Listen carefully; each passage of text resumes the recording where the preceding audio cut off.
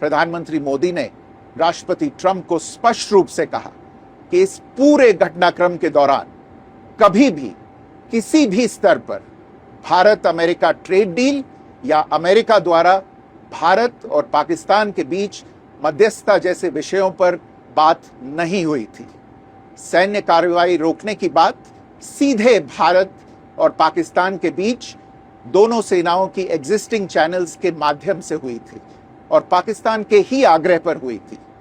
प्रधानमंत्री मोदी ने जोर देकर कहा कि भारत ने न तो कभी मध्यस्थता स्वीकार की थी, न करता है और न ही कभी करेगा।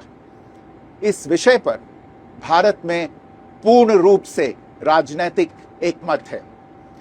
राष्ट्रपति ट्रंप ने प्रधानमंत्री द्वारा विस्तार में बताई गई बातों को समझा और आतंकवाद के खिलाफ भारत की लड़ाई के प्रति समर्थन व्यक्त किया।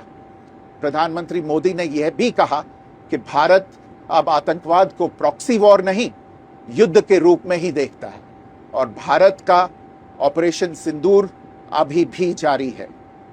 राष्ट्रपति ट्रंप ने प्रधानमंत्री मोदी से पूछा कि क्या वे कनाडा से वापसी में अमेरिका रुक कर जा सकते हैं। पूर्व निर्धारित कार्यक्रमों के कारण प्रधानमंत्री मोदी ने अपनी असमर्थता व्यक्त की।